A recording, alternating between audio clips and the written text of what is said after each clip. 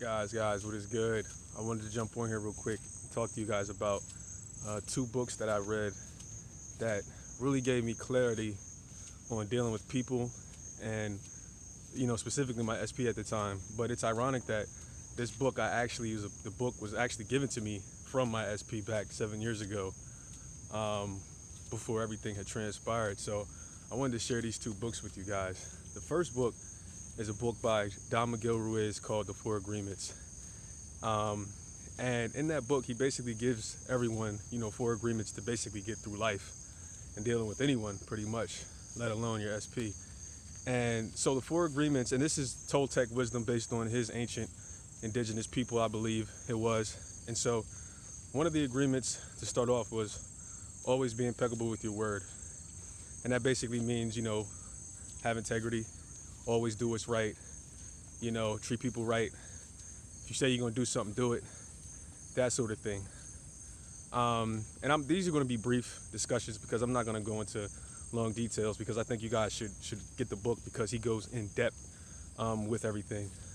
Agreement number 2 is always do your best. And I think that's pretty clear and concise. Always do your best in whatever you do in life. You're not in competition with anyone. You're only in competition, if you want to think of it that way, you're only in competition with yourself. You're not in competition with what anyone else has done. A lot of times people, they try to compare where they are today to someone else's 20, 30-year journey. That's like an entrepreneur starting out, comparing, to where Jeff Bezos is today. After Jeff Bezos has been doing this since the 90s, trying to put Amazon together, you can't compare your starting point to someone else's, almost finished point, if you will. You know what I mean? So just always remember, always do your best in whatever it is you're doing in life. Now, on to the meat, because I know a lot of people like talking about specific persons. The third agreement, never make assumptions. And this is big, because we do this all the time. We do this in relationships. People do it in their friendships, people they deal with on a daily basis, working environments, all sort of things. Never, ever, ever make assumptions. You want to always get the facts. You want to always get the facts and ask questions instead of assuming and coming up with this idea of how you think things are happening in your head, or how you think your SP might have said this, or what you think they're doing. Making assumptions is something that we do, and it's so wrong, and we kill our own relationships because of it.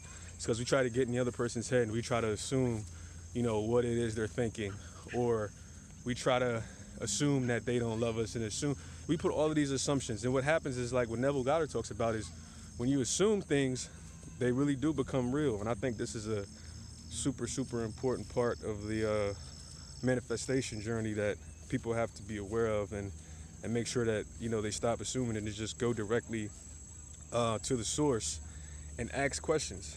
If you have questions, just get it out. Just get it out. Don't be afraid to have a sit down or look eye to eye with whoever your SP is, and ask them and say, hey, look, I don't want to assume. These are the questions I have. You know what I mean? And I think that's pretty powerful. Now, agreement number 4 is never take things personal.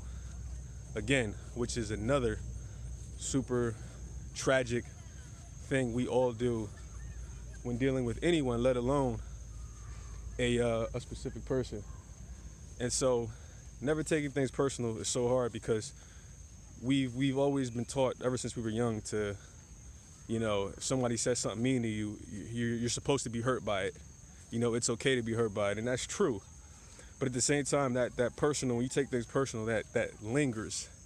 It lingers, and it becomes to a point to where it's no longer good, and it becomes intrusive, because you allow everything in your life to be taken personally. Oh, my SP didn't do this. My SP didn't do that. My SP should have, did this. Why didn't they text me on my birthday? Why didn't they call me? Why didn't they get me a gift? Why didn't they do all of these things that I assume in my head that they should be doing? Again, assumption. So never take things personal. Anything anybody does is never because of you. It's always because of them. But the reason you get affected is because somewhere in your energy field, somewhere in your vibration, you attracted them as they were. because you had a belief system in your vibration. And so you attracted your SP, whoever it is, to match that and to be that way. But it's really them. They have the problems going on inside of them. They have the past, the demons, etc., that they have to heal. It has nothing to do with you. The only problem you did was you met them on a vibrational level. So that's why they are in your experience. So that's why I wanted to give you guys those 4 agreements real quick. Also, the next book, The 5 Love Languages by Dr. Gary Chapman. The 5 Love Languages by Dr. Gary Chapman. And what he goes on in the book to talk about is everyone has a love language. Everyone's love language is specific. And the 5 love languages, I'm going to try to remember off the top of my head. Words of affirmation, receiving gifts, quality time, physical touch. And I'm so mad right now because I can't remember the 5th one. But nevertheless, there's 5 love languages that he says we have as humans, and it's our job when we are in a relationship with someone to be able to cater to those love languages. And what happens in relationships is we don't cater to that love language of our partner, or what happens in relationships is a lot of times we respond to them in our love language instead of responding to them in their love language. So what that means is if my love language is quality time, I may be trying to suffocate my specific person with quality time instead of maybe suffocating him or her with,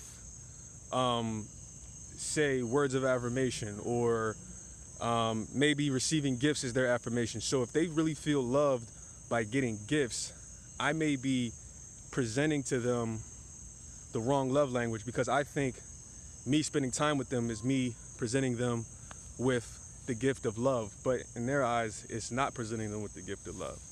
They're not feeling, their love language necessarily, because I'm still trying to communicate to them within, my love language. And so this is a huge piece of the puzzle that a lot of people, they mess up. They get misconstrued. And it's kind of not their fault, because we always, like you guys know from following my journey and following other journeys, a lot of this stuff is childhood based. You grow up thinking this is the way to give love and this and that. You don't really grow up being educated and understanding how other people think or what other people want, etc., etc. So you're trying to do your best. It's all basically trial and error. You know what I mean? And so we end up loving our partners wrong. And this is what the book, The 5 Love Languages, talks about. Dr. Gary Chapman, he says, listen, love your partner in their love language. If their love language is quality time, give them quality time. If their love language is words of affirmations, tell them that you love them often, frequently. Tell them that you adore them. Tell me that there's no one else you would rather be with or spend time with, etc., because that's their love language. You know what I'm saying? If their love language is physical touch, hold their hand, hold their hands, touch their legs, kiss them often, kiss their foreheads, kiss them on the mouth, kiss them anywhere. You know what I'm saying? But bottom line is you got to cater to your specific person's love language. And I'm so grateful to this day that my specific person gave me this book, these 2 books to read, because they tremendously helped me understand how to deal with problems, how to deal with my specific person's love language, how to understand people for my next relationship. At the time when I was contemplating different things, I was like, wow, these are the keys that I was looking for to be able to go on to that next relationship and have a successful relationship. Because now I know whatever happens with my specific person, I can't take it personally, and whatever thoughts I have in my head, I know now, don't assume, because based on the 4 agreements. And like I said, these are 2 things that we do so much in the human culture. And so I'm very grateful that my SP was able to give me this book 7 years ago, because like I said, these were the first 2 self-help books that I had ever read. Now, I know it's not law of attraction based, but these were the first 2 self-help books I ever read. And it set the tone it set the tone for me to be able to open up the door to people like Abraham Hicks, people like Neville Goddard, people like Louise Hay, Bob Proctor, et cetera, et cetera. That started my law of attraction journey after I read those two books. Because, oftentimes we have an awareness, like there's something I'm not being taught. There's something that has to be making this easier. What is it? What is it that can make this journey easier? And for me, it was those books. Those books were the beginning, kind of like how people talk about gateway drugs. Those books were my gateway drugs, because those two books opened up the journey to law of attraction for me. And like I said, I'm so grateful that it was able to happen, and then I received so many blessings because of that book, those two books. And, I don't take it for granted. And even to this day, I'm extremely grateful that my specific person gave me those books, because like I said, that started me. That opened up the whole world to me as far as manifestations. And also like looking in the mirror at myself and realizing and trying to figure out, what did I do wrong? Because, a lot of times we don't like to look in the mirror at ourselves. We always like to point the finger and blame, because we don't like, and we get comfortable with playing the victim, but these two books helped me say, okay, Marv, you got to stop being a victim. You got to stop being a victim. And you got to realize you had a lot to do with this as well. And so that's what those two books did for me. And it woke me up, and I'm extremely grateful. So guys, I highly, highly, highly suggest you guys go get those two books, because this just scratches the surface what I talked about in this video, in the 4 agreements and the 5 love languages. I'm going to put the links down in the video below. If you read it, you can comment, let me know. If not, I'm telling you, these two books will change your life and the way you look at your relationships and how you handle your relationships with your specific person or anyone. All right, guys. The 4 agreements, book number 1. 5 love languages, book number 2. This is another episode of Marvin's Room. I'm up here. Check this out.